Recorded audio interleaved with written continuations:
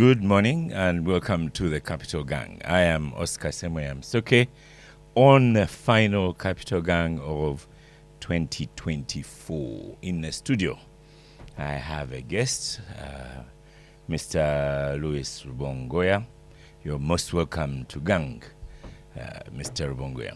Thank you very much, Oscar. Good morning to the listeners. Yes, and I should say you are seated comfortably in Ofono Pondo's seat, because that's usually where he sits. And that's how we shall take over government, because when Ofono Pondo is not here, why not take over this seat? Okay, good point.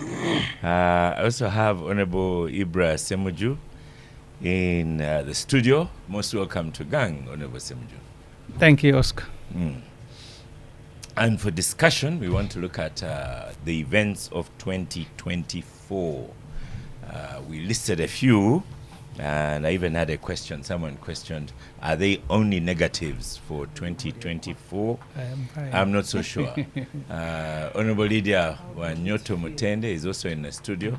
Most welcome to Gang, Lydia. Moses of a morning show, Kalule, is still in the studio. I don't know if he has any positives as well for 2024. So Lydia is still removing her chapat from the pocket. and this is an effect from of 2024. Good morning. Tunyafuza said these days Wherever you go to high command meetings with the chapatis. Okay, but that was not 2024. Good morning, Lydia. Good morning, Oscars and Semuju Mulekwa. And Semuju Ibrahim is my Ibrahim. And to our listeners, I just want to wish everybody a very happy festive season. We are done with Christmas, but we have a new year loading. Thank you for getting us here to see where we have come from 2024. But I bring you greetings from Mbale City. Were you there? Yes, I've just come from Mbale City. Oh. Because I promised I'll be on Gang today. So you left Mbale this morning? Yes, still 3 hours, 3.5. The road is good, and there are no people on the road. There are no traffic. So thank you. Yes. So, Louis, what stands out for you 2024? Was it the census? I mean, I wouldn't know. I like your laughter. I don't even know what stands out in this year. It's been a year of struggling, the usual struggles of the people of Uganda. Corruption has taken further root in the country, repression. So nothing much has changed on the political terrain. But we thank God that many of us are still alive and able to face 2025 and hope that it will probably be a better year. Yeah. Well, what stands out? 19 people, we think supporters of NUP mostly, were freed by the court-martial. That stands out. Of course, not, because while 19 came out under duress and being forced to plead guilty to crimes they did not commit, we still have many who are still in detention, but also others are getting arrested. So if you free 19 after forcing them to plead guilty, and then you're not trying these others, like these young people who are still at Chitalia. I was there the other week, and they reiterated their request. They said, we want to be tried. If we committed any offense, let it be, known to us. But also, this year has seen so many abductions of our supporters who are usually abducted 3 months later, either released without even any document, or taken to the court-martial and released from there. So these violations have continued to happen. But what is even more sad, and I think the Muslims listening to us know these dynamics. Every time our supporter is taken and released, they will tell you that where they were detained, there were 80, 300 others. And when you ask them, they say about 90% of those people are Muslims. For whatever reason, they are the biggest number in those safe houses. But Louis, are these facts? Do you have names? These are facts. Of people? Of course, these are facts. I mean, just talk to any person who has been abducted in this country and released. People are taken to CMI in Buya and all these other places. They will tell you that where I was there with so many other people, and of course, they don't even know their identities. These are, someone has been there for 8 months, someone has been there for 5 years, and that kind of thing. So they normally tell us. In fact, one of the young men called Kasaga Bashir, who was abducted and taken there, came up and said that when it comes to time for Muslim prayers, you may think you're at a mosque, because everyone there is almost a Muslim. So whatever persecution is going on targets that community more than any other person. Yeah. Honorable Semuju, will you bring this to the floor of Parliament? Because who orchestrates such abduction of people? You see, it becomes news when it is said by someone else. Even in Luzira alone, if you go to Maximum, to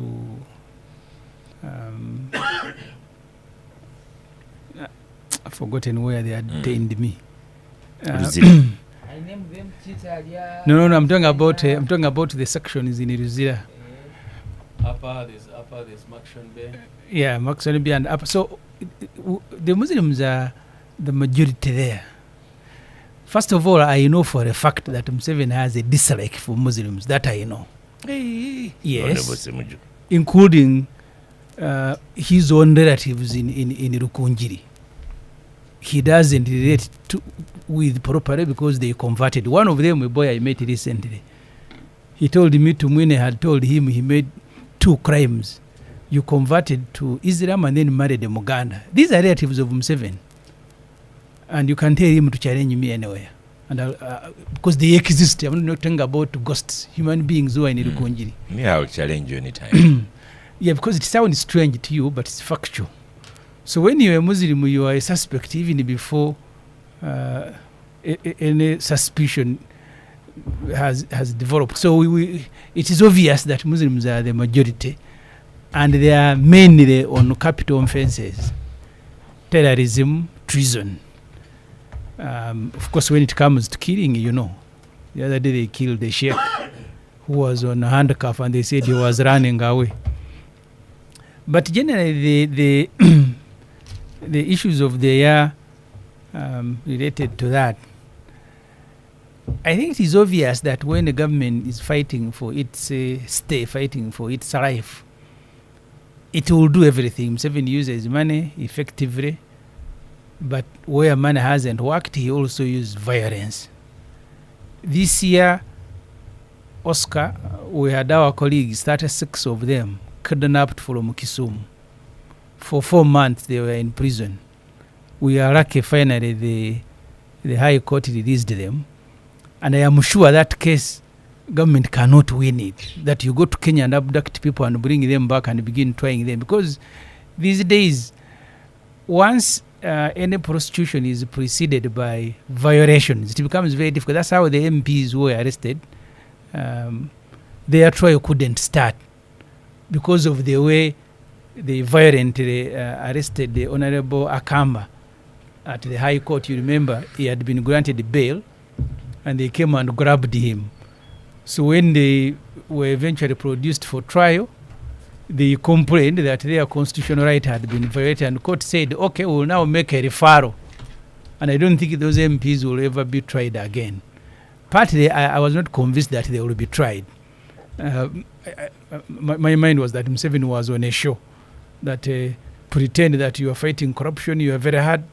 And he kept swearing, this parliament. And that's what happened to that case of the MPs. But the point I was making is that once you arrest someone, you violate his or her rights during the arrest, it becomes very difficult to pursue that matter in courts of law. So you don't go to Kisumu, kidnap people who are attending a seminar, and then you charge them with the terrorism. The story of those people, as I said earlier, was a very interesting story. When they were brought to Kampala, the Director General of External Security, they even prepared for them a buffet. And one of them said, you see, we are fearing. We said, people brought us kicking us from Kenya. How can they be the same people giving us a buffet? So they didn't eat. But he said, no, They brought you here. We are going to reunite you with your families, and we are going to we'll hand you over to police to process. When they are handed over to police, they are driven to Nagarama, where they spend a week, and then brought to Nakawa and charged with terrorism. Now, after 4 months, they were granted bail. We did not know that immediately these ones are out there. Now they will be kidnapping Dr. Besigye, who has spent from Kenya as well. From Kenya as well. And maybe the kidnapping of Dr. Besigye, what it has done is to raise the profile of that violation, because these ones were smaller people, councillors, FDC chairman here and there. Even in Kenya, they didn't cause as much a debate like Besigye has caused. So that's how politically in my group we have ended up there with the kidnaps, with detentions. Of course, I have also been there visiting. I now have 2 cases that are ongoing at Buganda Road. One of them, I was charged under the penal code for being a public nuisance. In another one, I was charged under the Road Safety and Traffic Act for causing a nuisance. I don't know the difference. The lawyers can help. So I keep going there twice a month to report. Yeah. I am not sure they will try me, because the interest never is try. So the politics is still done the same way it's been done in 2024. It's the same way it is done over decades now. That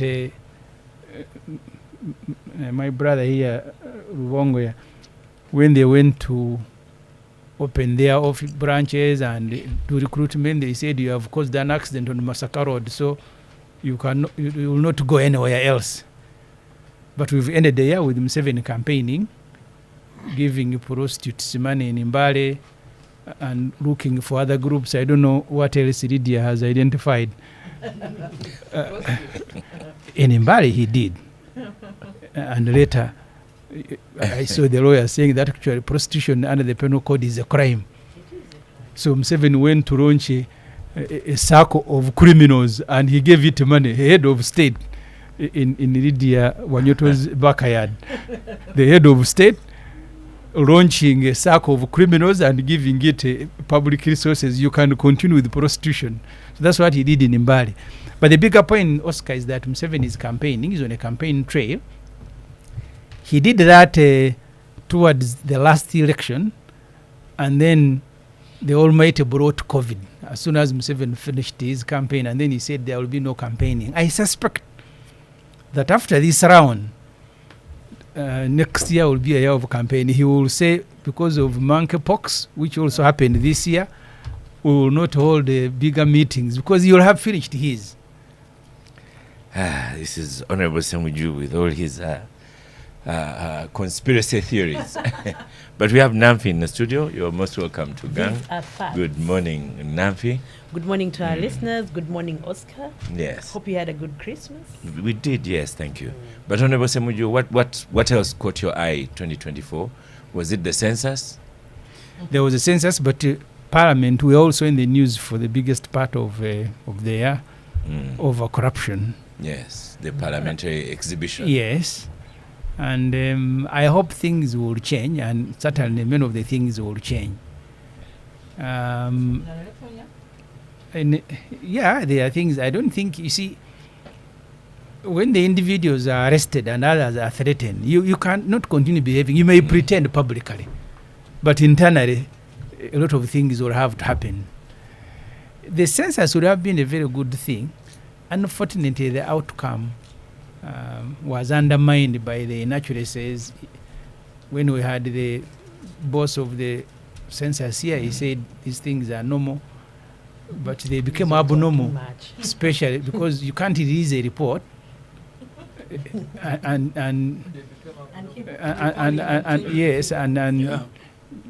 upload it, and then you remove it, and then apologize, and then one ethnic group after another complaining our numbers are not adding up, and then you say no, a mistake was made. So what ordinarily should have been a good job eventually end up being undermined by those inaccurate reporting. But what I can state for a fact, Oscar, in an area like mine, where the area I represent, the National Bureau of Statistics was unable to count every person there. I remember when I complained here, the enumerators they are deployed were fewer. So they brought in others in buses. But even that, they were unable to count everybody. Maybe they don't need to count everybody. So the figures become a little bit problematic, because these figures are the basis of sending money to local government. They are also the basis for demarcation of administrative units and electoral areas. Once the numbers don't add up, it means you'll have either the same size or the same amount of money coming to your local government compared to an area that is smaller than you. So that's why these figures ought to be accurate. And I don't think there can be a remedy, because the census is done until another 10 years. Yeah. Well, excuse me, he did say that there's a margin of error, but I don't know. Lydia, census stands out for you? Census was an important activity for the country, and fortunately there was money for them to carry out the exercise. It looked nice because they were telling us it was digital. Then when the inaccuracies came in, including my own community, I think they mixed us Bugisu with they swapped our figures with those of Zita Choli, then I don't know where, Lango. It didn't look smart, but once that, confidence is a very important thing. The moment the confidence or the trust is shaken, then you can see all the speculation. So they have to work very hard to rebuild the confidence, because we need statistics or figures that are current and accurate to even plan for the country, to also know where we stand. And we are going for elections. That information will also be very important. You know about the figures. When we told you that we have 18 million registered voters of the NRM, everybody was like, how did you get there? But if you know that the Uganda's population is about 43 million, maybe you'd remove the children and the under 16 and be able to say maybe yes or not, plus or minus. But now we have that challenge of confidence, but we hope that they have a job to do to rebuild the confidence so that we can use the figures for elections. What's the highest vote the NRM has ever got? Wasn't it like, or President said 6 million? No, 6 million, 6.5. 6.5. That's the highest. Yes. 6.5 years. So when you but say, in the past, like Semju has said 5.7, like that. Yeah.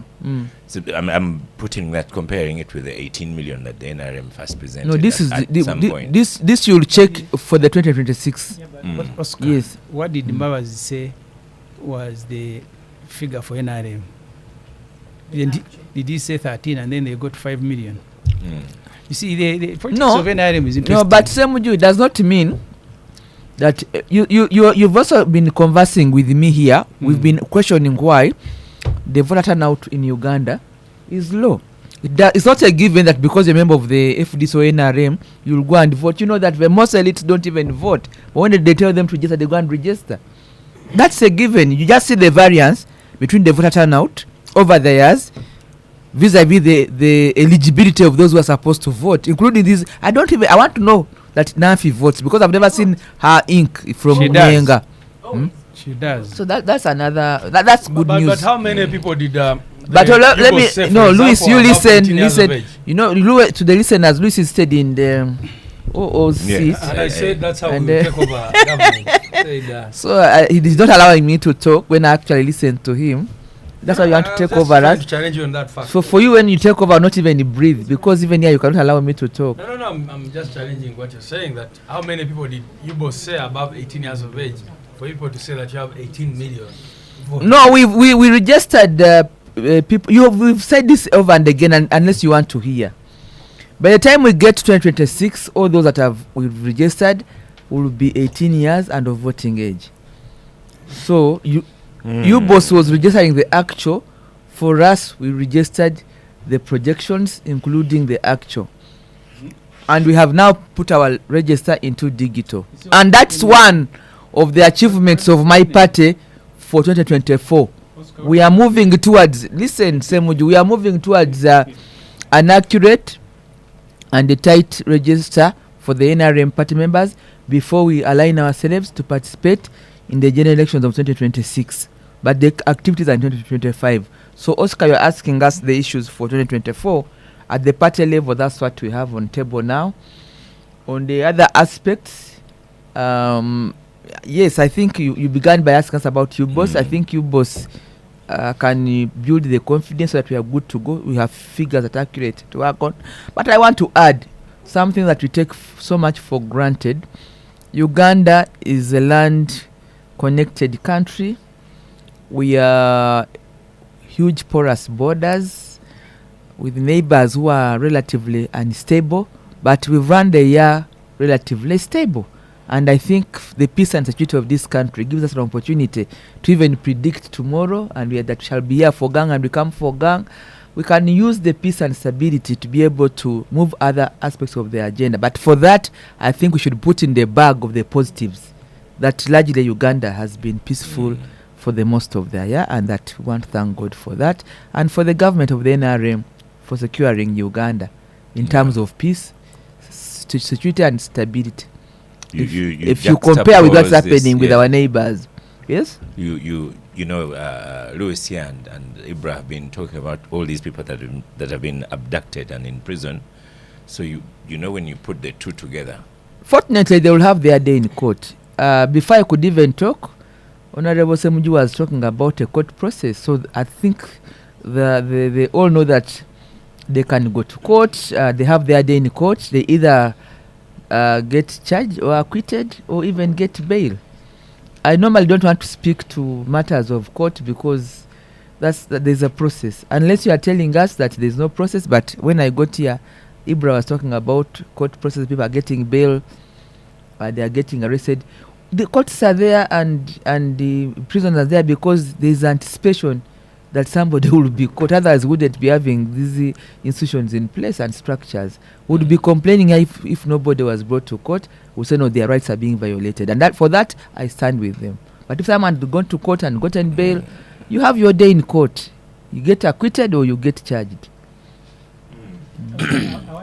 Yes, before Namfi comes on. When I was still in the media, I think after 2-0 elections, there are polling stations where M7 got 0, especially in the north. Then in the meeting, he was asking them, because at every village, the NRM branch, women, youth, elderly, people with disability, we have 30 leaders per village. So now, let me give you an example. One of those villages, I went for the burial of Honorable Sisiri Ogwal. Now, where we had a burial, that village where I was, they told me that's one of those villages where even the agent did not vote for us. But these things happen. So he asked whether actually these NRM leaders existed. How can I get 0 in a village where we have at least 30 NRM leaders? You tamper with the, so with the numbers the declaration NRM, forms. You take them the same way people are taking the results of the census. They are very fictitious. Are you saying that we don't have those numbers in Uganda? Of course you don't. How do you vote? Or how do you win elections? I am not the one saying, but Museveni was asking where did they go for him to get Mary 0. Ann Namfu It happens. Kasule. Yes, Oscar. Chitezi Your stands question. out. The Chitezi disaster is one of those that stood out for 2024. Yes. I actually had a chance to meet with Dr. Okelo. No, the former ED, we hosted her several times, but I met with Dr. Okelo. Yes. That doctor who was writing letters and saying this is going to happen. There's a disaster. He was also arrested, but he told me, he told me as a full file he had written to everyone, the LC1, the police, DPC. Oscar, we talked about Chitezi here one time, and Moses just brushed it. Yes, you remember when we were talking about rubbish in Chireka, and then we talked about what's going on in Chitezi. The whole place was a mess at that time, and this was 2-3 years ago. So everyone who lives and doesn't live in Chitezi knew that was a disaster waiting to happen. And unfortunately, they scapegoated these people who ended up in jail. And I don't even think they will in the end, there will be justice for the victims of that Chitezi disaster. But for me, Oscar, Chitezi is just a symptom of the times. The whole country is one giant Chitezi. And yet, yes, we are disaster waiting to happen.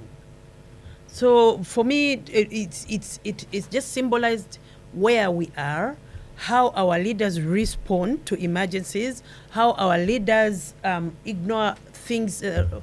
For example, CDF is unraveling and we are ignoring that till one point it will become another Chitezi.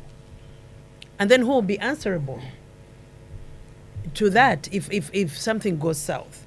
We've had the international community complaining about this person and their mental state, and yet no one is responding to what is doing. So it's just a symbol of how things have been done for the last 20, 30 years, that nobody cares unless there's money involved and people are dividing money among themselves until the worst happens. And even then, our response to the worst happening is dismal.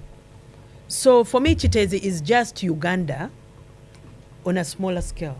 Like the whole country, we are one giant Chitezi. I don't know how we are going to crawl out of that, but it was such an unfortunate incident, and what followed is even more fortunate, because up to now, people who are dumping rubbish don't know where to take it, because government hasn't. There's actually still rubbish being deposited in Chitezi. Really? Yes. They tried other areas. My dustbin guy, I asked him, so where are you guys taking this rubbish now? And the other day there was an incident where one of the people, where rubbish was being deposited on their site, and they stood their ground, they refused, and the rubbish truck ran over him. Oh. And he lost his life. It was in the news. Oh. Because government, even at this at this time after all that has happened, we are still not responding to the situation the way we need to respond, because the people depositing rubbish haven't been given alternative places to take this rubbish, and then soon enough we will forget, as we do, and we'll have another disaster on our hands, because shortly afterwards, when they couldn't, they promised them sites in Entebbe, which they never delivered, and they don't even know who in government should be handling this, or in KCCA, because we've just gotten a new ED. That's another story. But now, in the end, they have had to take the rubbish back to Chitezi, because no one is even manning the site to make sure that they are not taken back. So it's another disaster waiting to happen. Such a typical happening in Uganda. Like this is how this country is run. Louis, I invited, there's a young man we had here after the disaster, Ivan Bamweyan, a geologist, and he said it's a pity I'm away, because there are so many things to talk about. Disasters in Bulambuli, floods in the city, River Nyamwamba. So there's Nafi has a point. Maybe Karuma has now turned out to be a good, but let's first finish with Chitezi and all these floods and all. First of all, I just want to agree with her that Chitezi is just a tip of the iceberg. It's just symbolic of, so much that has gone wrong and that can predictably go wrong in this country. We are certainly seated on a time bomb. I mean, when you see what is happening, you hear that Bank of Uganda has been raided and we've lost 60 billion. The following day, you hear what is happening in Parliament. Then you look at the natural disasters, where you have a fully fledged ministry that should be able to predict these things and do proper planning for them. And even when these disasters happen, you look at the response. I just saw in the news that even the money that was promised to the victims of Bulambuli has not been given to them. They were, complaining that what was promised them for Christmas did not come. I will reflect on the words which Honorable Semuju likes to use, that Uganda ceased to be the project for General Museveni and his system, and his stay in power became the project. And so that is what has gone wrong in this country. If you ask somebody what is going well in this country, it is only his firm grip on power, or his attempt to ensure that he stays in power at all costs. Well, it is also on a shaky ground, looking at what his son tweets and all that. But that is where the entire investment of the entire attention is. You know, for us, for example, as NUP, and one of the good things that happened to us is we attempted to move out there to do our nationwide tour. People were so receptive everywhere we went. You saw how many people were there. But every time we do successful events, the police will write to you and invite you and say we are blocking these events because you did not obey traffic rules. Even this last time when they said we cannot allow you to use major highways, we said, okay, we can use whichever route you want us to take. And they started giving us rural routes to use to go to our venues. But when we did very successful events in Kamuli and they saw what happened in Buikwe, the following day a letter was on my desk saying we are stopping you. But see what Genome 7 has been doing in the east. People block roads. Balam was there on roads moving around with processions. So for NUP it is illegal to do what they call processions, but Balam and other NRMs can do whatever they want. Block roads for hours, do whatever. So that's a problem that in terms of policing, in terms of everything, their antennas are always high when it comes to anything that they think will threaten the survival of the regime. But when it comes to protecting the citizens and ensuring that, citizens are safe, they don't care. So I don't view Chitezi as just as an event. I mean, just go through Kampala and see the potholes. Sometimes they said they're bringing SFC to fix them. I don't know where that ended, but the potholes are still there. See the congestion. So everything is not right. And if we continue in this state of affairs, it's not hard to predict that we're headed for tougher times. And I noticed you are on social media. People, was it AI or doctoring images of you? Yeah, of course. That's. I think the regime and those who serve it have, deployed so many things. And again, that's a problem that we have because the investment that goes in politics, they are always cooking.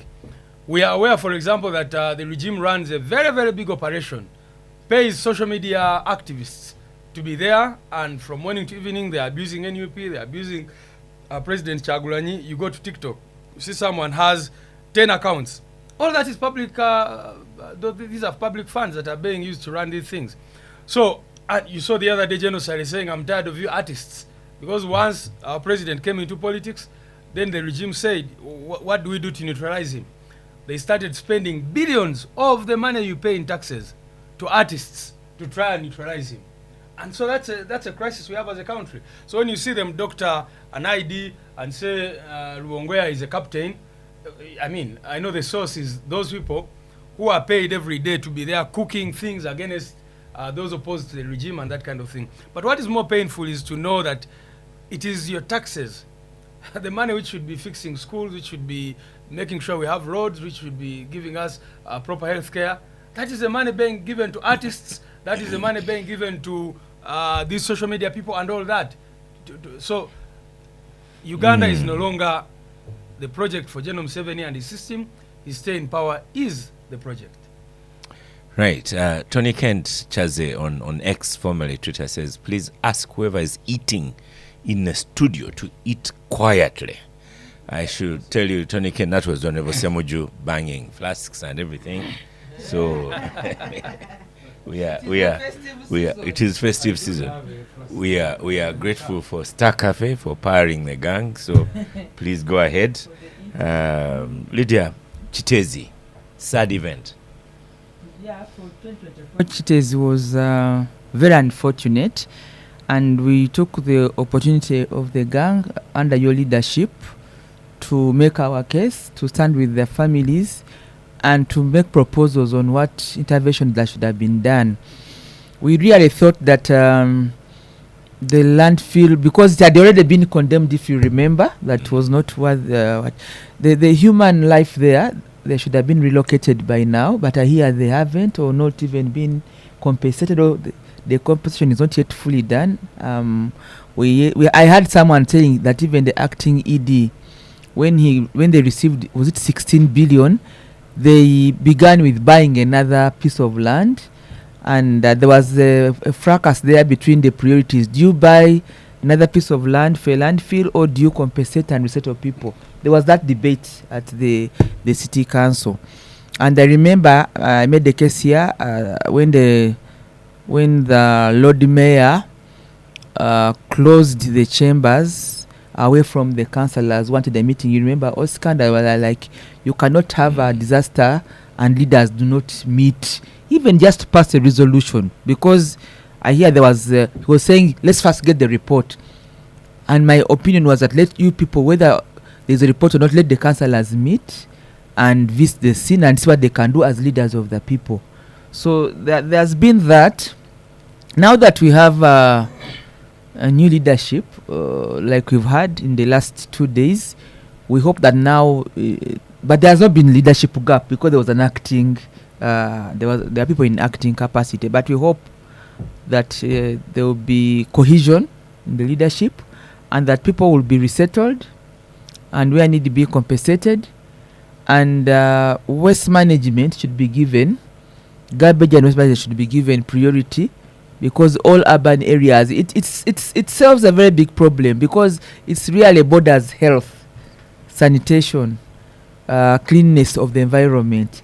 And in any urban setting, you cannot live in a community where you do not manage garbage waste, both the garbage from our homes but also human waste, because you see we have hospitals, we have all these things, you have pets like dogs, where are they, disposed of? It's very, very important to have that plan worked on, but also enforcement, enforcement and vigilance. Yeah, I thought that I should say that, and I do not think that there are so many stakeholders into this. I had someone saying, who is responsible? Kampala City, they better manage a big stakeholder arrangement. The private sector plays a role. The living community, the settlers. I don't know that you live in Wakiso, Oscar, but they are the residents of the city here. The settlements have a role to play. Then the working community have a role to play. Then the people, the markets. We have so many markets in the city, and the markets are the biggest centers of garbage. Every morning trucks come into the city with banana leaves, with matoke, with the vegetables, with the cattle, with the goats, everything. All the waste after the slaughtering and whatever ends up here. So where does it go? So that plan is important, efficiency, and then and also enforcement and vigilance. And then for the rest of us, like I hear people here talking, everything is about government, about what. But if you zoom the lens into the leadership of the city, it's really not about, if it's about who is the political leader, whatever, you'll be surprised.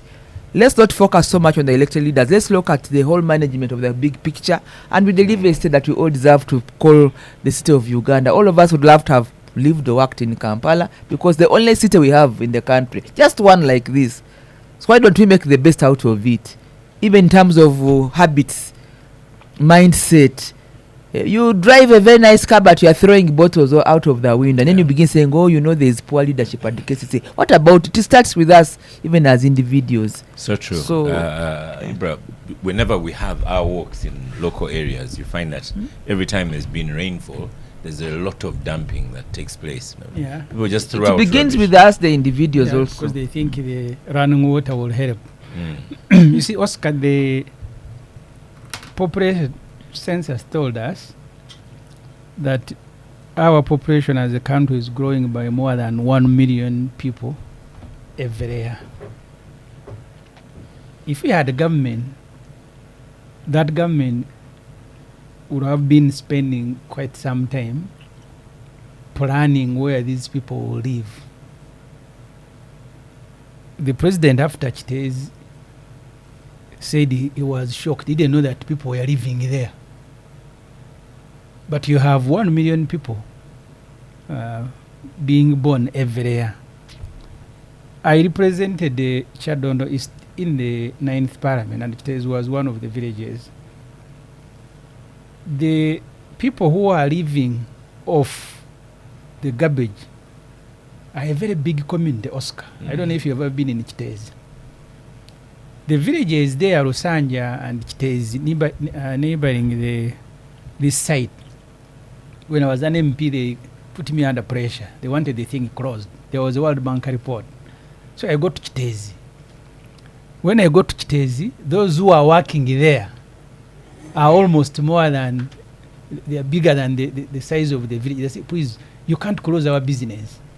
People who are picking plastic, people who are sorting out this and this. So it became very difficult for an MP. You've gone to deal with the problem, but people who derive rivalhood, there are also many. Even as I speak to you, and I was there last week, In Chitezi. I passed by, they are still bringing trucks and dumping them around the same area, because there are people who are waiting for those trucks to sort out materials that are going to be recycled. But that recycling is also affecting many other areas around Kampala. If you came to Chireka, I have complained to my friend Honorable Gwang, the Minister of Sports. I complained to Honorable Bua, who was Minister of State for Sports. When you are standing at Nambole, you will see heaps of garbage dumped, we call it Chireka B. And this is a facility where you are spending billions of money in preparation for Africa Cup of Nations. That you are going to bring a whole continent to your country. And apart from beautifying Nambole and around Nambole, the neighborhood is very bad. I told you, Oscar, here, I have repeated this story 100 times when I was traveling with Moses Biarohanga. And he was persuading an elderly hair hostess from KRM who had said she will spend her Christmas in Kilimanjaro, that please come to Uganda, we have this, Kenya doesn't have. And she said, you see, we usually stay in Entebbe, but sometimes the hotels were full and they took us to Kampala. But your road, animals are crossing, elderly. He said, I cannot come. And I looked at Biarohanga, I was very happy. Because for them, they think settlements in themselves mean development. You heard Museveni when he was on this show, and he was celebrating that when he captured power, this whole area from Mulago to Gayaza was a forest. Now there are people there. So if you don't plan for them, the people themselves become a problem. So Chitezi fits within the bigger problem, no physical planning. Because if you had a physical plan, you had a settlement plan where people go and live and you're sure they stay there, then you will not be having Chitezi as a disaster. First, who licensed people to begin constructing around the site? And why weren't they stopped if they're not licensed? Yes. And then you come up and begin arresting, which is tokenism, arresting the executive director and deputy, and unfortunately the man in charge of health, who had written many letters complaining, yes, that you guys, this thing is about to kill people, and you pay him by arresting him. I am told he's the son of former President Milton Obote. I didn't know that. Yeah, he's Obote's son, and these are Museveni's friends. Maybe they said, why are you? But the point is, he did his work, as far as I am concerned, by alerting everybody that Chitezi is about to kill people, and eventually it did. I don't know why they took him to court, but I think the president had to find some scapegoat, so you arrest some people. Because even Ichisaka, I told you I represented Chitezi in 2011. At that time, I think Jennifer Musi was the executive director. But even before that, World Bank had written a report saying, please, you must close this site. They didn't close it. In every policy statement from Kampala Capital City Authority, they were pleading for money to go, and that's how they went to buy land in Dundu. That land in Dundu meant to close Chitezi and then begin a new site, but there was no money to do the construction there, and so on and so forth. But now they're also battling settlers. Yeah, because you see the trouble. Come onto the land. The trouble is that I have told you, Oscar, and it was deliberate, that our population is growing by 1 million every year. What is a forest today? Tomorrow is a trading center. So if you delay, identify land and you don't fence it off, even private land, within a very short time, people will encroach on it because they are looking for survival. So the problem, the bigger problem is that there is no planning, no physical plan. We follow nothing. We are just settling like we are in I don't know, where you find space, you build.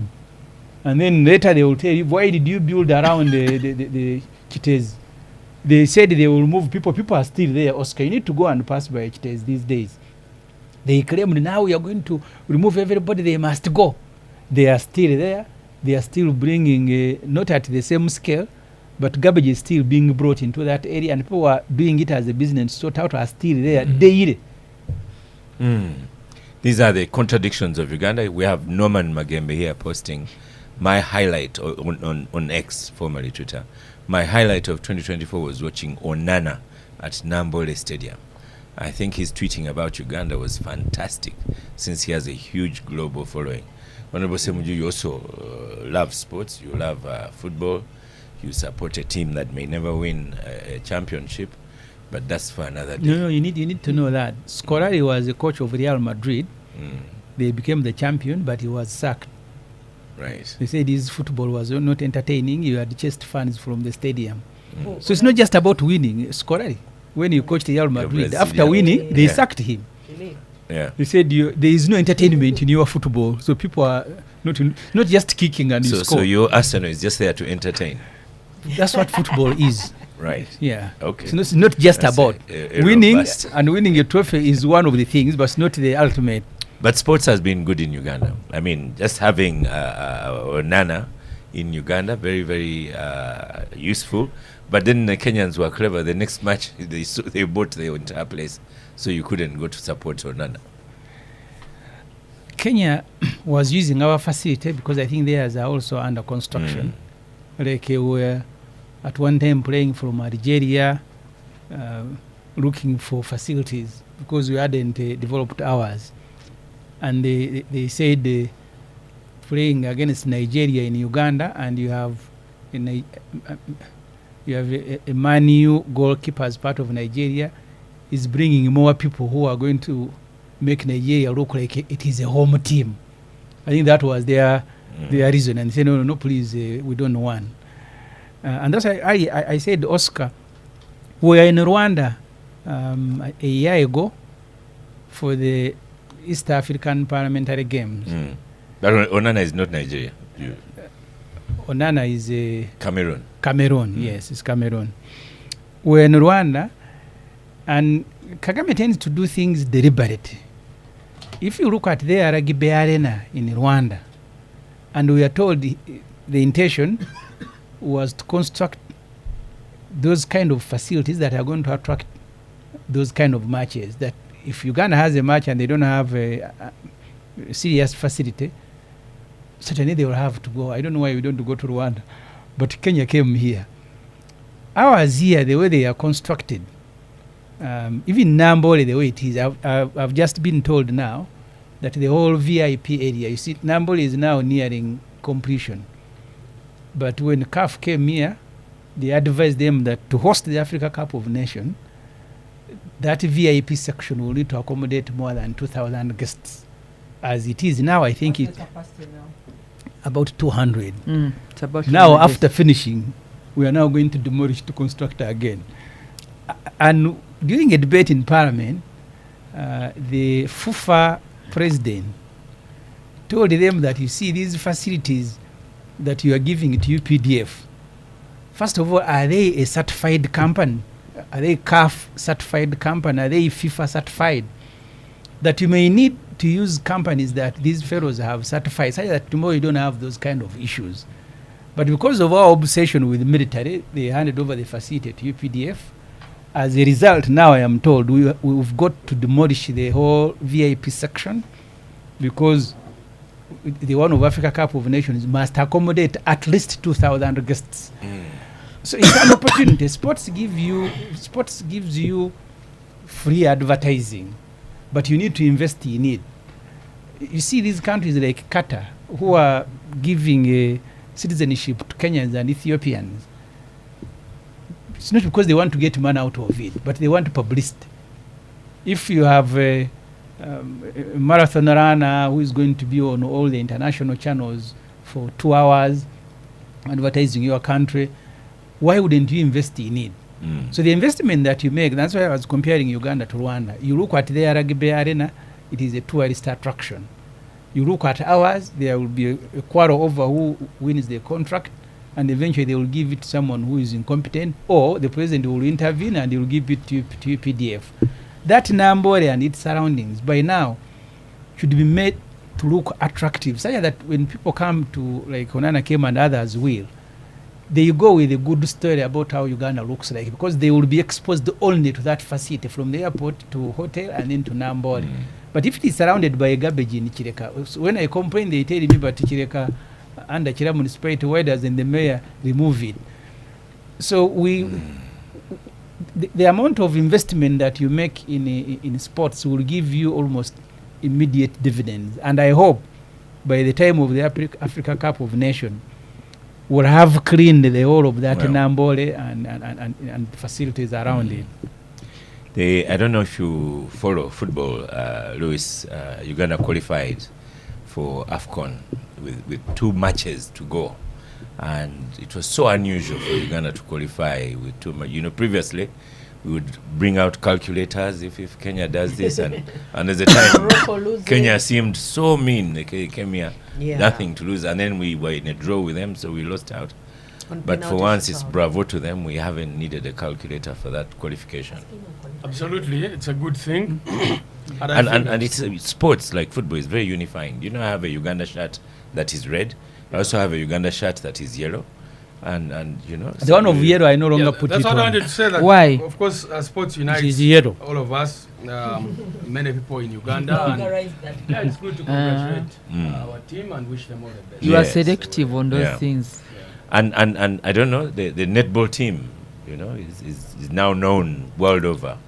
I don't know, Nafi, have you followed the netball team? Stranded in Zanzibar. I think that was a long time back. The rugby team was stranded in Rwanda. The mess that was created after Isn't that a while ago when it was about a year ago? Yeah. It was, I think it was the basketball team. Things have since improved. They have improved. The one that Moses Kainerugaba bailed out was in Rwanda. Yes. But that was 1 year ago. The mess that followed the success of our netball team has been sorted now at the Ministry of Sports. There is a new leadership now. There's a new leadership. Yes, the elected leaders. The Minister for Sports, Qatar, removed the former MP. But Nafi, I don't know if you've been following. They are really good ambassadors for Uganda. That netball team. Yes, they on are. The sports. On a court itself, and the dance that they usually do before and after the matches.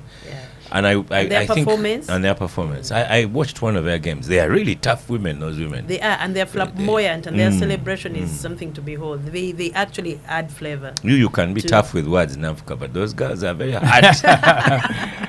very hard. I used to be one. You're too soft now. I don't look sporty. You don't look like a netballer.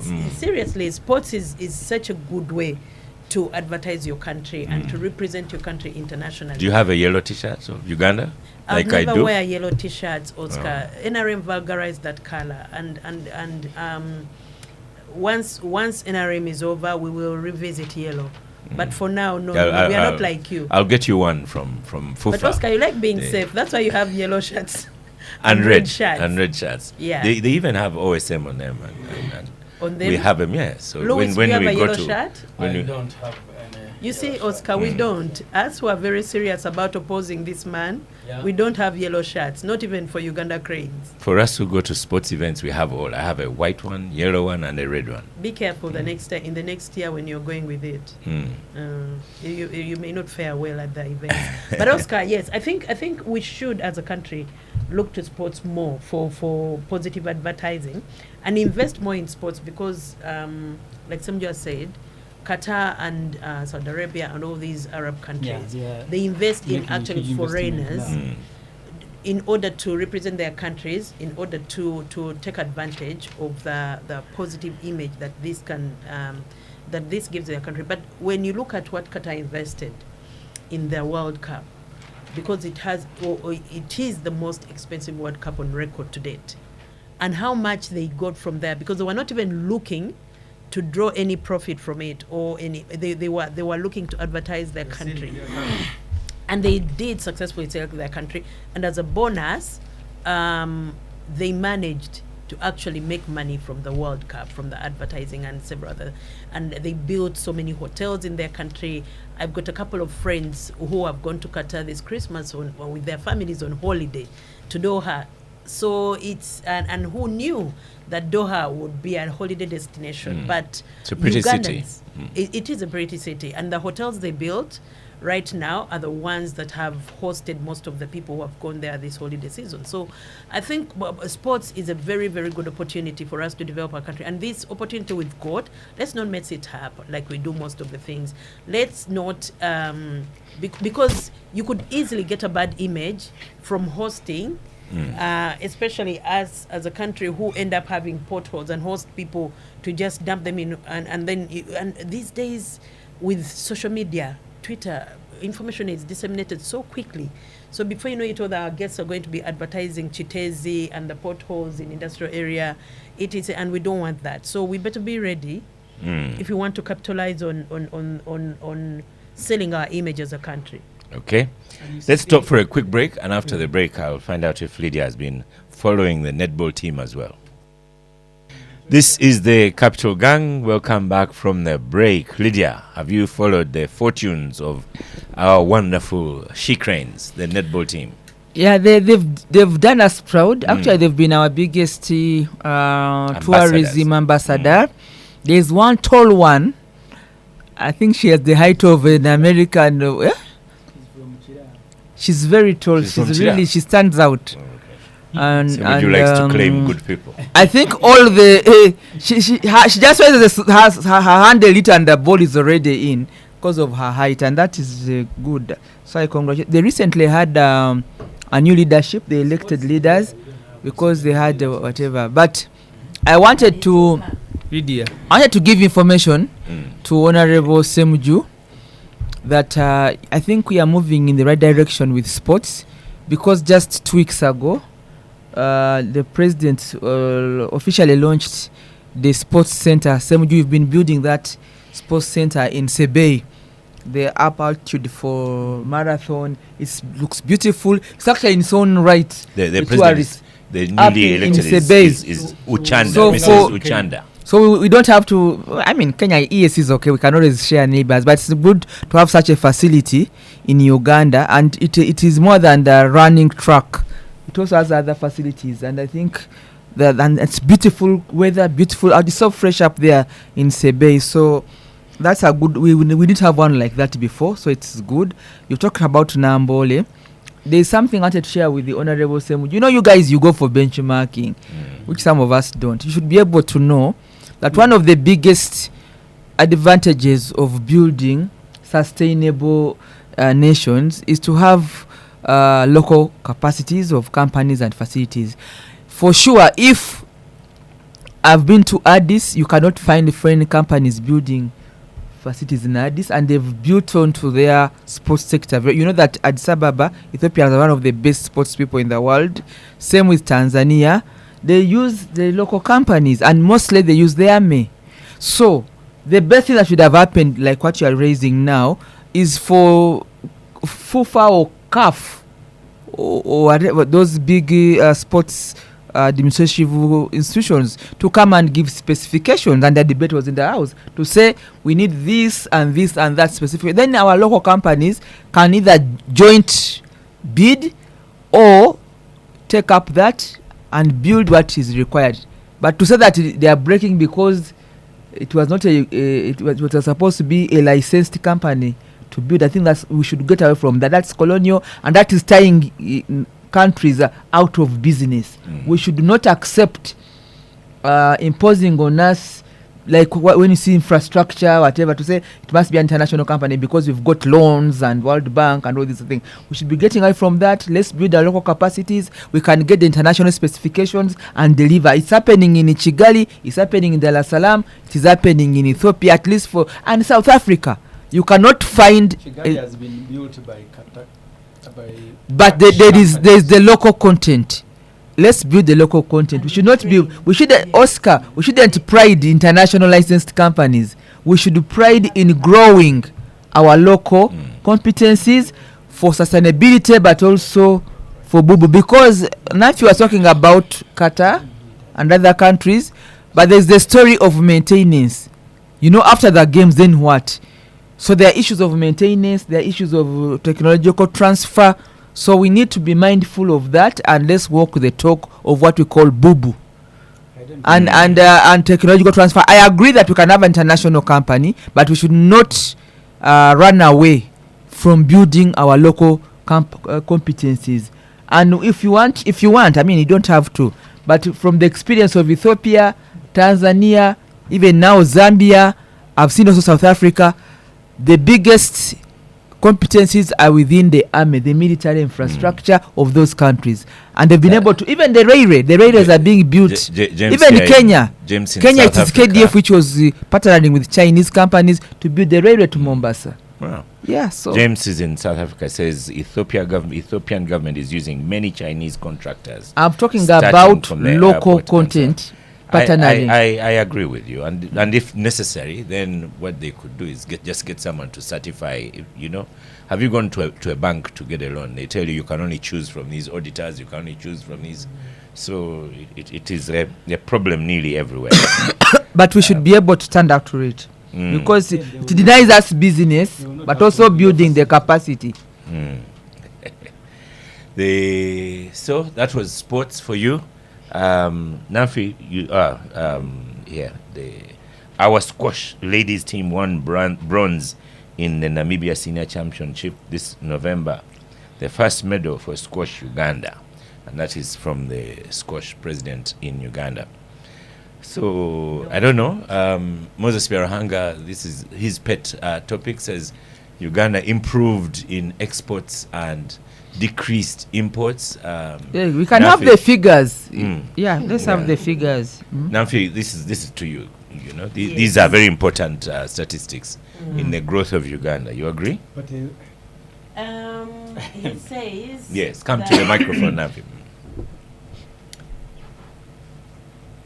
In 2023, Uganda's exports were at $7.3 billion, you need the microphone. Were at $11.9 billion. The exports, as a percentage, imports were 61.3%. In 2024, by the end of November, our exports were $8.2 billion, while imports were 14.5. Exports, a percentage. Why are you reading them without enthusiasm? Basically, you don't need to read the whole thing, but it says, because once again, I'll tell Moses, till Ugandans feel these numbers, that exports have risen, they feel, and that inflation has gone down in their no, that they feel a change in their well-being as a result of these exports and import numbers improving. It will always be redundant and in books. You understand? Because these on paper they look impressive, but show us the exact exports that coffee improved the lives of, of these people X, Y, and Z, and this was the government input. That's what Semuju will tell you. Coffee improvement, coffee has improved the lives of many people. Better. No, I'm not going to be the one to tell her. That is obvious. I mean, you remember the memes of coffee farmers buying choppers and packing them in front of their massacre houses. But the truth is, coffee has improved the lives of many Ugandans over the last 2 years. Yes. No. And I don't know, I think these numbers are due to coffee and gold. Coffee and gold have performed well this year. And but gold, only you, Nafuka, has access to gold. I don't know if anyone else has. No, my dear, many people have access to gold, not just me. Okay, me, I don't even have. Oscar, where are you getting from these things that I have access to gold? Perhaps you look gold. Anyway, the coffee and gold numbers have, and I think Moses will confirm this, that these numbers have been bumped up by the coffee doing very well this year, and gold, Uganda moving up in gold exports, which is a good thing on paper, but further down the road, we would like to see government doing better by these sectors and ensuring that Ugandans, Umutu Wansi especially, is benefiting from this performance. With coffee, of course, we can see tangible results on the ground. We've seen families and people who have benefited from the coffee drive. However, the unfortunate thing this year for me to see was the bickering in Parliament over the coffee bill and the attempts by government to tinker with a sector that is doing well.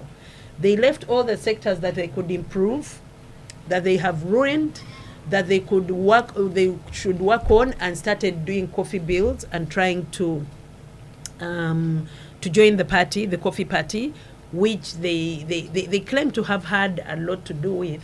But in my estimation, the people on the ground, the coffee farmers themselves, the coffee organizations, and certain drivers like the Katikiro and his driver of Mwanyi Terimba have done more, in my estimation, on that front than the government. Government can do more. As a state machinery, there is a lot that they can do to improve this. And if they for even one moment shut down their greed and looked at how to use this as an opportunity to develop the country, coffee alone, Oscar, is enough to get Uganda into middle income. It is enough. All we need to do, and I'm simplifying this, grossly simplifying this, but if we even harnessed markets of, say, India and China, and then amplified our coffee drives instead of this whole nonsense of Pineti and what is that Africa thing in Tungamo, which they are trying to do, Oscar, we would be more, we would get more from our coffee advantage than we are even doing now. Look how far we've come without government putting these laws in place, and yet they come in and the very coffee farmers that they seek to help are protesting what they are trying to do. The stakeholders are protesting, but people who have never even grown one coffee plant are thinking that they are more well versed with the situation to make decisions regarding a sector that is doing well without any input from them. So for me, I found that absurd on the one hand. So when Moses quotes the figures, he needs to tell us where they're coming from and the government input and how government can do better instead of sabotaging. Germany doesn't grow coffee. But Germany doesn't grow coffee, but they grow it. They grow it in different African countries, and they earn coffee. They're the biggest earners because of the way they've strategized.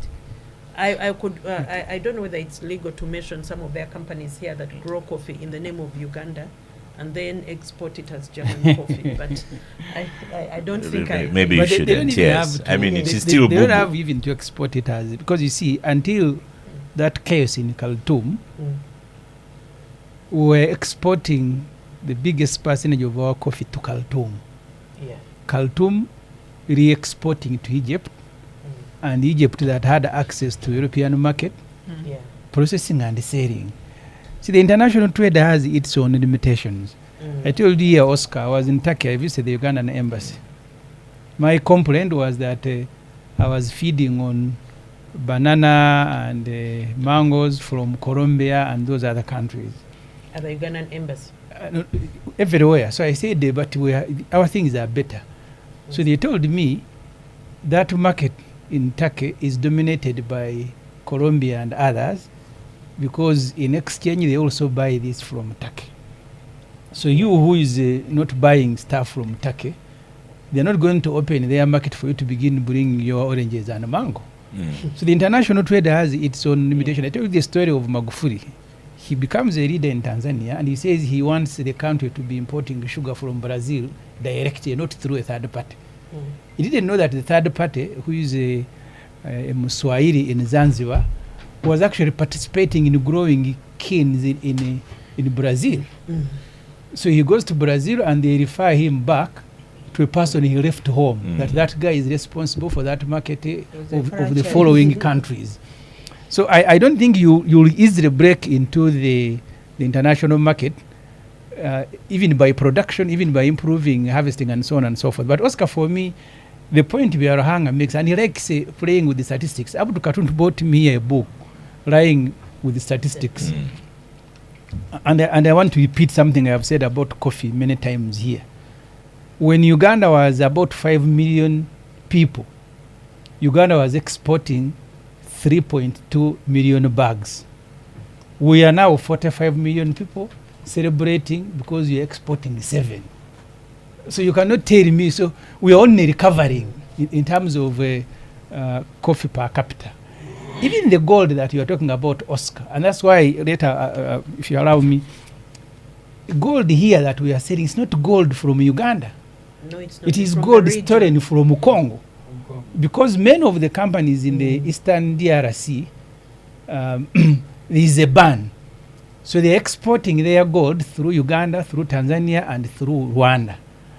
What happens is that these guys who bring here gold, they actually load it at the old airport with Museveni's relatives, go to Dubai, go to China, and sell, and then bring dollars in aeroplanes. And then the Congolese come here and buy cement and buy stuff and then go to Eastern DRC. This is the story of gold in Uganda. It's not that every gold we sell, the money will end up here.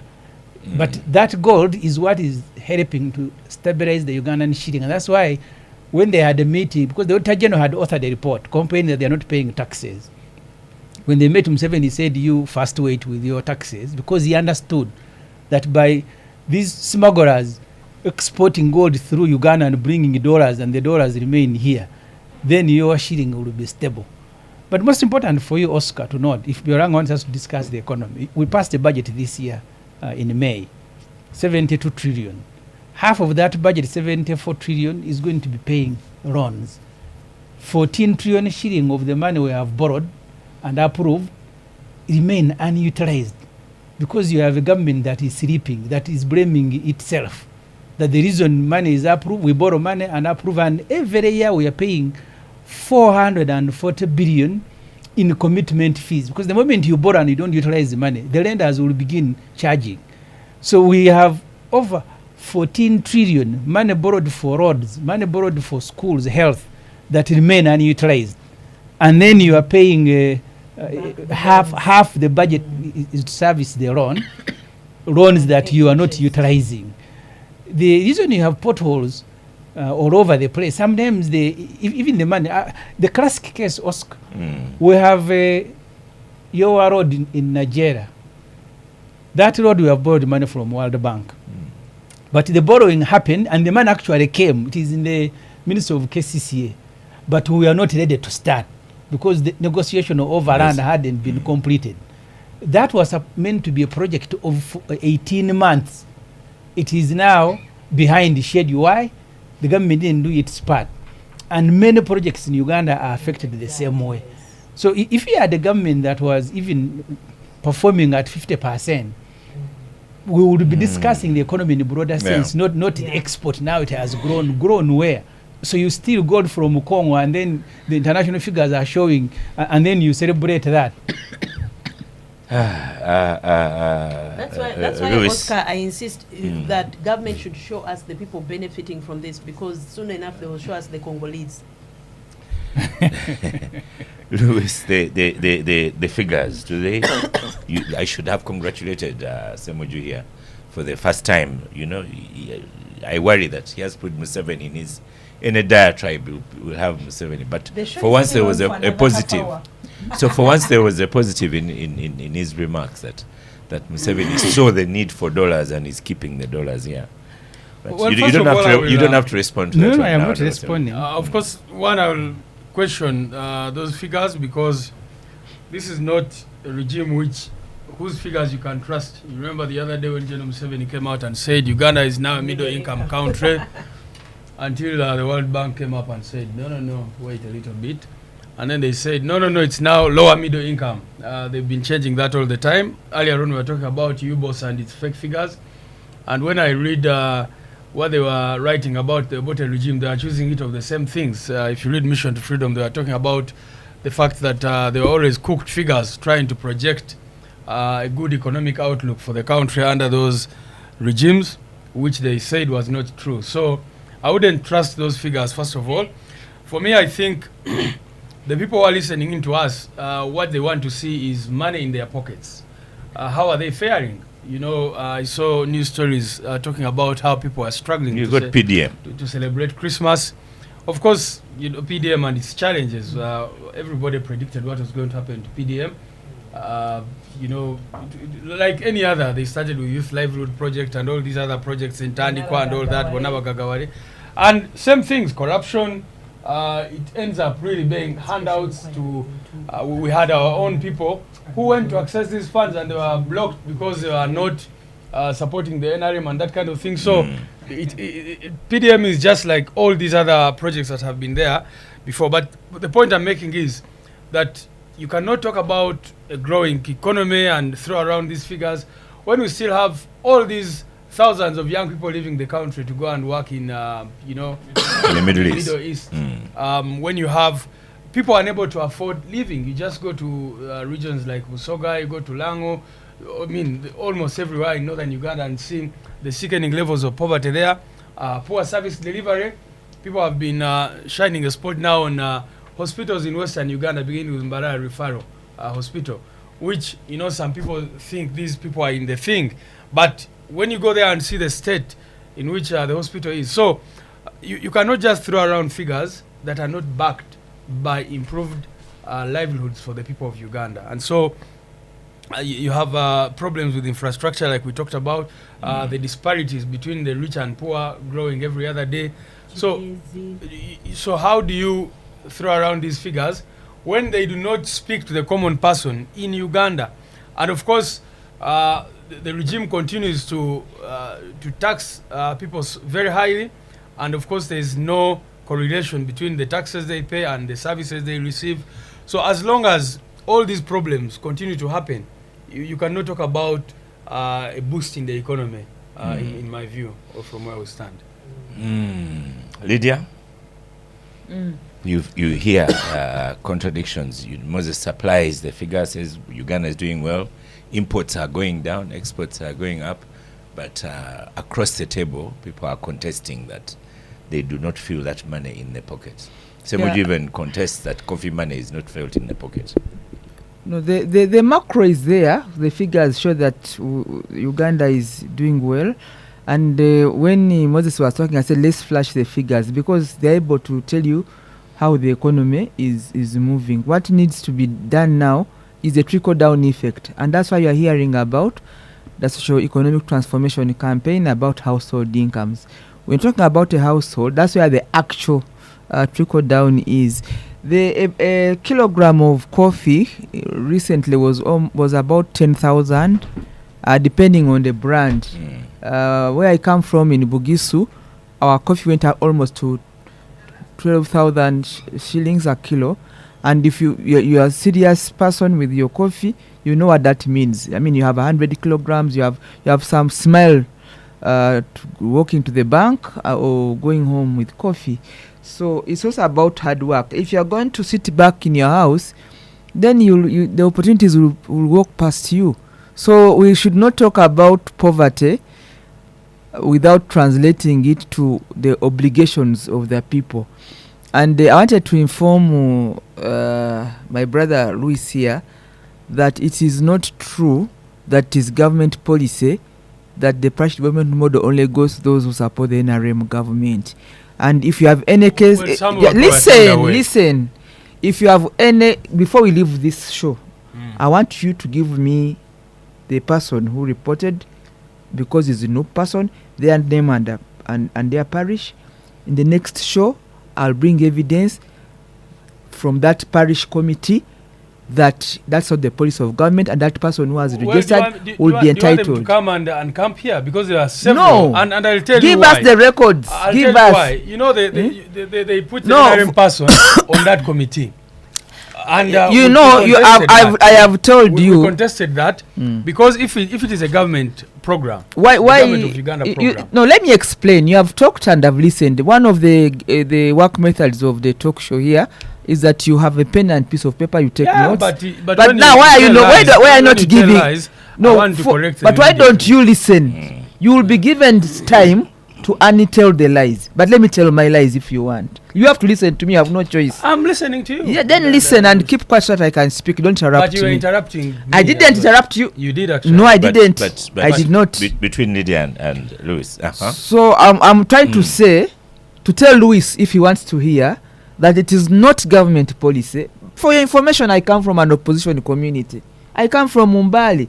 Those are not simple people. They know their rights, they argue, they oppose. But you cannot go to a parish in Umbali and they ask about your color. The majority are even actual opposition, but NRMs are not complaining. So it's colorless, let me tell you. But you can choose to give it a color if you want. But if you are in a community and you have all the requirements for the parish development model, as day follows the night, you are entitled and you will get. I can actually go with you to your NUP offices after this show, and you give me that list and take me to the parish, so that we resolve this matter, because the structures of government are there, the offices are there, and want to deliver to all Ugandans irrespective of your political affiliation, because this is your right. It's your right to associate. This is a government program, is for everybody, and it's in the interest of the NRM to see opposition people benefiting from this. Then we'll be accountable. What is 1 million to deny a person who belongs to another political party? That's not even how we think. If you want to know that there is actually more interest of the NRM, to reach out. This government money, it's taxpayers' money. Taxes are blind. They have no color. Everybody pays for these taxes. So for me, I don't like this business of coming. You have one line. We are talking about a mass line for the community. And for sure, if it's about denying your people, just give me the list. I can give you my number. I can go with you. I'll give you the list. And I will go to that parish and I'll go with the media so to resolve this problem. Let her finish first. So for me, I after the break, I'll give you. For me, you've made your case. I have responded to you. So we will come back here even next Saturday, and we give the evidence. Okay. This is a straightforward activity. Fortunately for me, I come from Umbale City, where we are, even from our own families, we have many colors. I come from a family where we come from different political parties, and so it's okay. But you cannot say that because of this color, you're not getting from this color. Otherwise, NRMs would be out crying, because in Mbale, most of them are not even NRM. Okay. But they are happy they're receiving the development model. Stop for a break. Hassan Squib Wanyonyi tells you at Semoya Msoke, the player Lydia is talking about is called Mary Nuba. And the new netball Uganda president is Ms. Ochanda. We'll come back from the break. This is the Capital Gang. Moses is still sending information to Semuju. Says Ibra, on every kilo of gold exported, URA charges $200. And the gold exports are $2 billion US, out of $8 billion. I haven't understood that one. And the coffee exports are $1.4 billion. Then he goes on to say that gold is not stolen from DRC. It's sold through Uganda and the Congolese when they get dollars, but we have cement and other items that go to Congo. And he says the gold, however, comes from Ghana, Burkina Faso. For refining in Uganda, it's mainly exported out of Uganda to mainly Dubai. That's a response to you by Moses. Yeah, what has he said? That we are richer. Yes. You see what he said. Have you followed PDM in Chile? I have. And my complaint, as I presented them to Parliament, the beginning was very difficult. First of all, they raised enthusiasm. The population thought that money is coming. Make circles, do this and that. Eventually, when the money came, they had grouped them into like 10 circles. And then only one circle would get. Because you see, there are structural problems with the PDM, which we've been debating in Parliament. A parish in my constituency is the size of a district in another area. Chireka is a parish. Chireka has a population of about 100,000, just Chireka. In fact, almost every village in my area is bigger than the parish. If you go to Kasokoso and Chiganda, more than 40,000 people there. A village, a parish in the area where I was born in Chazanga, maybe 100 million shilling will make sense, maybe. But if you bring 100 million shilling in Chireka and you say you have come to change people's lives, you will be a joker. But that is the structure that the government chose. But also, even when they are making, for example, Eastern Uganda has a smaller population compared to the center, Buganda. But they had more parishes than what is in Buganda. But even the structuring of the money, so those are the figures they based on to give the money. But the administration also had become problematic when you saw the president in Gulu and elsewhere. Because PDM is not meant to be a grant, it's not a donation. You use the money and then monthly, I think now they gave them a holiday of, is it 3 months, 3 days? So let me give you information. For every financial year, there will be 100 million to every parish in Uganda. And it's for every financial year. Now, for that 100 million at a parish, for every 100 million for that parish, 30%, which is 30 million, goes to the women. 30% goes to the youth. It is finished. Then 10% goes to the elderly. Then the other balance goes to everybody else, the general, you know. Everybody else left, like men and stuff like that. Now, that money does not go back to the central government. Eventually, they are supposed to have a parish bank. So it's a rotational fund within the parish. And you use it for the 24 months. Yeah, but because, let me listen, the enterprises which are selected for those parishes mainly border towards agriculture. So if it's agriculture, then it looks in terms of a season. Like in Uganda, mainly areas have 2 seasons in a year. That's why they said after 2 years, 24 months, you'd have been able to harvest, sell your produce, and be able to bring back to the committee at the parish. So that money finally will ideally should end up into a parish bank. And you cannot, all of you on a parish, get money in one financial year. You're talking about 100 million. That means it's only 100 people. And like Semuju is saying, some parishes have so many people. So there's a list. So if you've not gotten this financial year, you'll get the next financial year. Okay. And then and it's about household. That is the story around so the parish point I was model. making. And so 24 the months. information he has given is very good information. Yes.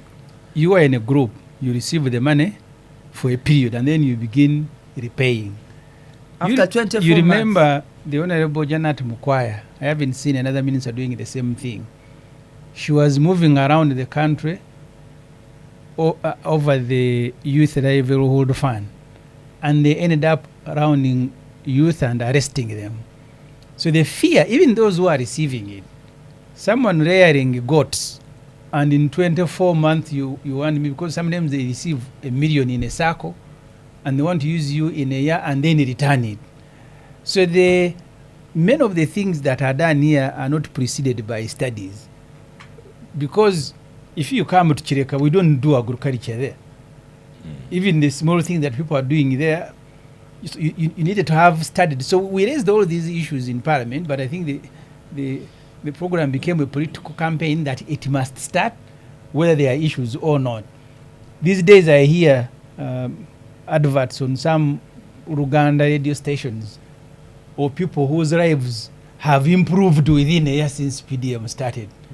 I am looking for those in my constituency. I haven't found one, and I collect information through councillors because I am not there to follow.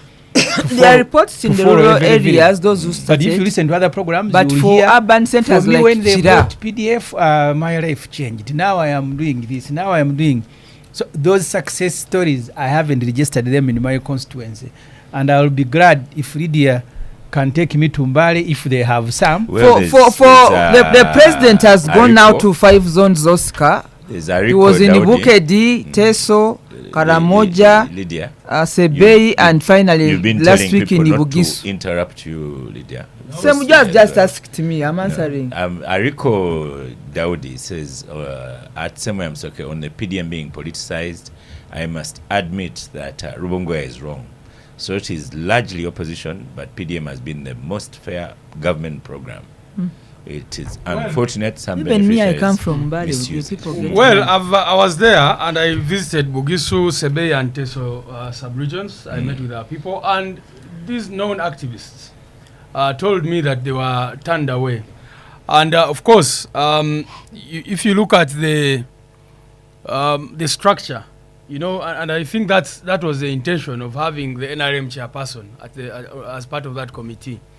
It's politicized, and even when you see General Museveni has been going around apparently to, you know, assess how it has fared, but you've seen all these things have been turned into political rallies.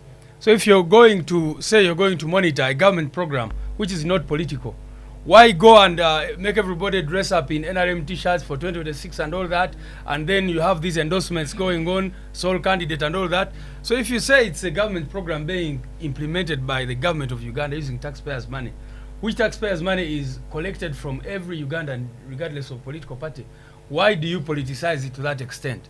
So to that extent, I can tell you, and I'll give this, I'll give Lydia the figures, because the people are there who were actually turned away for political reasons. And they said, if you were known to be, you know, opposition activists, of course, when she says that she comes from an area that is largely opposition, I think in this country, majority of the people of Uganda actually do not support this regime.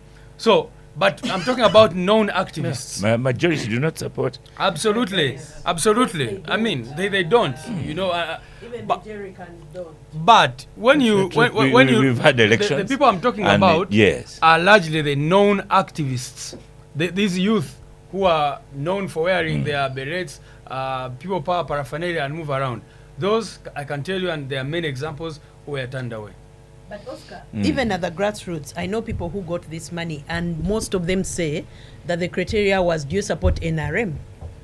And most of them actually don't think they're going to return the money. They're like, no, this money was given to us for supporting the NRM and for our campaign Yes. efforts during the last election. So the grassroots don't think that there's anything about development for this money, or you're returning it, or it's stuck to anything. It wasn't piloted. It wasn't. This is money just handed out to people who don't even understand what they should be using it for.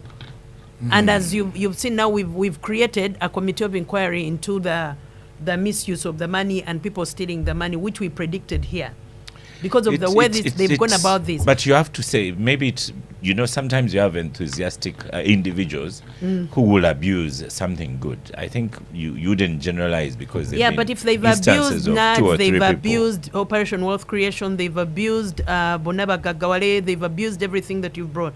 What have you learned from there that prevents abuse of the next project, the next that you're rolling out? You see, okay. None of this was done because this money was never intended Just to be 1 second, developmental Lydia. or to be given back. No, it's money that was intended for political purposes, to harness more support for NRM at the grassroots, and to, you know, reward NRM cadres at that level. So let's not kid ourselves that there is anything more to this money. Lydia, you close out this. I wanted to let Luongoya know that I'm a practicing politician. Every time my people hear that I'm going to a place, especially women, they will don in my t-shirts, even if I've not told them, and they will come for the meetings. I defended NUP when they were saying, you know, when they are going for their meetings, they cause crowds, they are having accidents, and I said, no, that's the nature of our people. Even if they were saying they were passing what they call a bigali, they have their language. I said no. The moment people like somebody, they will come. And for me, I participated for 3 weeks in the by-election where Chagulanyi became the MP. I came to tell the story here. That the supporters of Chagulanyi remained it rained that day on the voting day. Our people are taking off. His supporters remained in the line. So this issue of saying that because Museveni has gone to an area, people are forced. No, it's the way we work in Uganda. That's how people reflect or react to their leaders they like. It is not isolated to the NRM or to an individual. That's the way we are. And fortunately for me, I've been here and I was able to defend these crowds of NUP and how the story of why they got the accident and how they were causing the big. I said, no, that's the nature of our people, especially these people that have their supporters. They come and showcase. So on the issue of the parish vote model, I want to tell you, people want to tell you maybe what you want to hear. But listen to the rate on the ground. everybody that is not in the money economy. By the way, there is a definition for who is entitled or who should get perishable goods. It's the poor. The 38% who have not reached the money economy and would like to have a small startup capital, they will get the 1 million. And they at village parish level, they are known by the community. And they will not get in the first batch of release. It's a continuous process. I also get so many people say, me they didn't give me because now for you are saying it's no. But say I was not given because I'm a supporter of this NRM and also not the other NRM. Those things are there. But when you got the reality down, they will tell you no. This is the first group. The next group will get the next financial year. The lists are there with the committees at the parish level. At the parish level, I want to insist that this program has no color. It's at the parish level. The people are known. Not everybody will get in the first batch, but if you have not been on the list, our work, we have a structure. We'll make sure that whoever is deserving will be on the structure. And that person is the one who has not yet gotten on the money economy, but has an enterprise. The moment they get that 1 million, they will be able to go and start. And I want to add something to inform Nancy. As you conclude. That there has been a training at every parish about selection of enterprises and about how this money should be used and about the fact that you use 24 months and that the money is a rotational fund. The bank will remain at the parish as it grows. The president's visit in the last 5 zones he has been to, he has got feedback that there are some areas, some parishes which have so many people, so they will take a lot of time to be able to be at the same grid with others. Those who are not on the money economy, the poor, the 28%, the 38% that we're talking about of the country. So there's going to be an increment, a review to increase this money. So I really want to let our people know that this is a program of government for everybody. It is in the interest of the NRM to make sure that everybody who is not on the money economy gets it, because that's an accountability for us to remove people from poverty and to draw the campaign on the social transformation for our country. Thank you. And be able to have that statistics right. You know, Oscar, today I'm speaking against over 5 people or 2 people, 3-4 people who are against the right trajectory of what government is doing. And in 2024, how far we have come. One of the biggest achievements of the NRM government 2024 is to enforce, be vigilant and deliver the parish development model. And so far, every parish in Uganda has received 300 million shillings because there have been 3 releases for this last 3 years. 100 million per parish in the last 3 years. Inospa on X family says, Semujunganda, a vet graduate in my village got 1 million PDM. He bought a handbag and vaccines or whatever, and the guy is living a fortune. I wanted to move away from this, but Luis wants to make 2 sentences. Yeah, just I don't want Lydia to really take Ugandans for fools. To say that these people who come out to remove genome, to don yellow T-shirts, and is it the local people who don't you wear your red berets? You said I shouldn't interrupt you. No, but I mean, why? Ugandans are not fools on your side as well. No, you're saying that somehow these people come out, go and buy new T-shirts and come to receive Genome 70 and put up boards and start making endorsements. It's voluntary. It is a clearly orchestrated plan. And my point is that if this is a government project funded by the taxpayers, it should not be politicized. So it is politicized right from the formulation of the committee in terms of who gets to benefit from the project. Even when it is being monitored, it is a real campaign, which is what has been happening in the last election. You saw Genome 7 moving around to launch markets during the campaign period when they were blocking us and every other person from holding rallies because of COVID. And they went around holding these big meetings, claiming to launch government programs when they were actually campaigning. So she shouldn't take Ugandans for fools. Everybody can see these rallies that they are. I mean, when Balam goes around and is moving on the streets with convoys and whatever, and you say that these are excited people who cannot even afford a meal, that these people all of a sudden can afford new NRM T-shirts. Don't your supporters come with red berets on the streets? Don't they come? Okay. So they finally and then they are abducted for wearing those red berets. No, but don't they come? You don't mix things. Don't they come? No, your supporters, I even supported you. The point I'm making is that for us, when we go to these don't areas, they come? we Do go they with- come or not come? We do not go to launch government programs. Because you're not in the government. How do you launch what you don't That's have? That's what I'm trying to tell you. Wait, when you're in That government, PDM you're not. has been turned into a political tool. Actually, it was, like Nancy says, I think Was a political tool. We are delivering the a start, it manifesto was for viewed in transforming those Ugandans. But finally, on this point, I think we need to reach a point and move on from handouts. We've been saying that Ugandans need a hand up, not handouts. Handouts have not worked, and we need to change the formula. Ask That's for what the mandate. that's what NUP will come to do. Yeah. So, Honorable Semojo, it was family turning into a Lydia Lewis show, both L's. As we conclude the final gang, which of the exhibitions caught your eye? Because we had, is it pothole exhibition? Then we had parliament. For obvious then we had reason, the one of Parliament generated a lot of heat. Why do you say obvious? Yeah, because Parliament creates news. Parliament is in the news, even when you think there is no news in Parliament. But the most significant thing is that you are responsible for oversight, but also for holding others to account. When you are found guilty, then you are bound to be treated, you are bound to generate more headlines than any other person, because your job in the first instance is to make sure that public resources are properly utilized. But you have been found wanting. You are also taking part in sharing those public resources. That's why the one of Parliament, and then Parliament and politics. So the corruption will be there, but also people are seeking to use it for political reasons are also going to be there. So the story will stay in, being supported by different interests. Those genuinely who are fighting corruption, but those who also want to take advantage of the reported corruption to deal with their own internal problems. So that's why Parliament was in the media for a very long time. And I hope, Oscar, as I said at the beginning of the show, that I hope as an institution, Parliament will learn from this, and many of these things are not going to be repeated.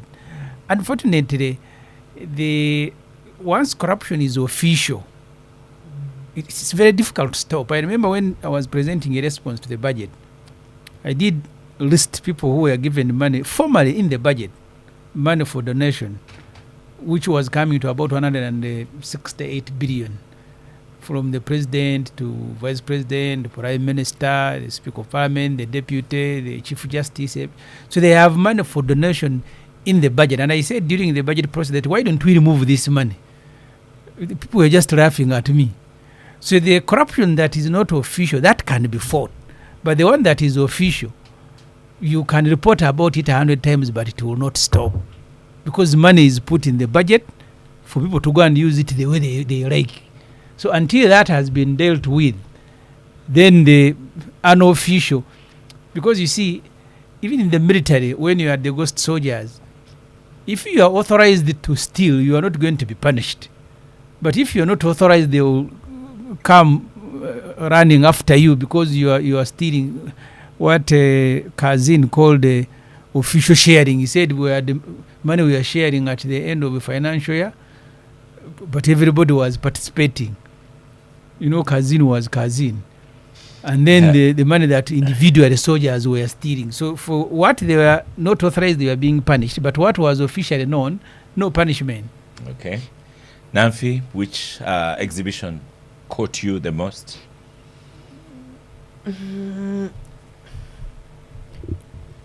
It's even sad that we have these exhibitions, Oscar.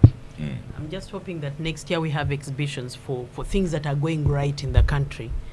For once, we have a positive year, but seeing that it's an election year, I don't think that is going to be the case. But I think for me, the one outstanding must be the one about Parliament. I like the pothole one as well, and the health sector. So you liked them all? That was all. So you liked them all? I like them all. You see, Oscar, I give credit to Spire for coming out and courageously exhibiting, because I mean his life has been threatened, and as an activist he's done a great job bringing out this, and I want us going forward to use more social media. Even Agatha Ataire have been very, very excellent this year. For me, they are some of my top persons of the year, Jimmy Spire, Sentongo, and Agatha, for highlighting these areas and trying to bring them to the fore, because when nobody mentions these things, we all go through these portals. I don't know whether Lydia here and Moses and Ofono Pondo don't drive through the same Kampala that we all drive through. And if they drive through these potholes, I don't know where they okay with it. And I Betty Kamya told us that their big cars don't fill these potholes. But Oscar, you have these big cars. Tell us, do you fill these potholes or you don't? Because for me, for the very people propagating this misrule to be moving in the same country, because I can understand Bia in Cameroon. I mean, he lives at the is this a Swiss Continental in Switzerland? So he's not affected by what happens on the ground in Cameroon. So he can run the country to the ground, and I will excuse his stupidity. But for our Ugandan leaders who run the country to the ground, and they're using the very same roads, they're using the very same facilities that they've run to the ground, what is wrong with these people? Okay. So Louis Luongo, you know, like we are that, out of town now. What exhibition caught you the most? So the one of Parliament. I want to first of all appreciate the exhibitors and of course Jimmy and the Agora team for a great work done. They did well to really start these exhibitions, and I want to appreciate all the young people participated in the March to Parliament. I think that was one of the highlights of the year. People who were not previously involved in politics, you saw them come out to the streets to, protest against corruption. As always, General Museveni, who always loves to talk about corruption, came out, fire blazing and said they were playing with fire. Many were arrested and all these things happened to them. But I think the exhibition on Parliament was very, very important for the people to see really what is going on. For us as NUP, of course, it came with its own issues. The 500 million, it was 1.7 billion handout given to the parliamentary commissioners and all that. But it was a revelation of corruption in the high places. The fact that Parliament itself is a bastion for corruption, which is very unfortunate. Lydia, many junior Jimmy says, at Semoyam Soke, I want to challenge Lydia that in my constituency in Oyam South, they are so selective that the son to the LC1 was the first to get. So but as I told Namfi, these are just individuals perhaps. You have to look at the entire program. But no, the challenges of the Oscar, the challenges of the partial model exist and they are there, but I want to request the leadership, because of the structure there's a leader at the parish level, to be vigilant and be able to address. That's why I've asked Louis to give me the list, because I've gone to track the parish already in the system and we clear that. The challenges are there. Then finally for you, Lydia, so I've already explained who is entitled. Finally for you, what exhibition caught you the most? I think that we still have a very big challenge in terms of leadership of our country and accountability. The names keep changing. When it's Bank of Uganda, it's called the Haste. When it is the Parliament, it is called the one award. When it is, I don't know, the bank, it is fake money for Post Bank. But all this is about the community and accountability and abuse of office, but also maybe fraud. So the English words keep changing, but that shows that along the way, there is abuse of office and money, and then the people don't get the service. Yeah. Because when money disappears, then the roads will not be fixed. But Oscar, did you hear that the cabinet has approved that we are going to have cable cars in the city? It's a story from 2014. So I was like, if we can't fix the potholes in the city, now how are the cable cars going to move and be so anyway, that's another thing. Thank you, yes. But thank you, so of the Capital Gang. Thank you, the regular gangsters that we've had. Star Cafe, thank you so much for powering the gang. I'd like to wish a happy new year to everyone. Honorable Semuju, your friend Lieutenant Colonel Chove. Did you know that he was promoted to Colonel Chove? So yes, that's why I'm giving you that information. So I want to congratulate him. Yes, so he's also been my good of the year. Sorry, I bless you. From COVID to Mpox, I didn't know. A well-deserved promotion for Dr. Chobe. Indeed. This operation. So thank you so much. I'd like to wish you a happy new year, a prosperous one, and I shall see you next year.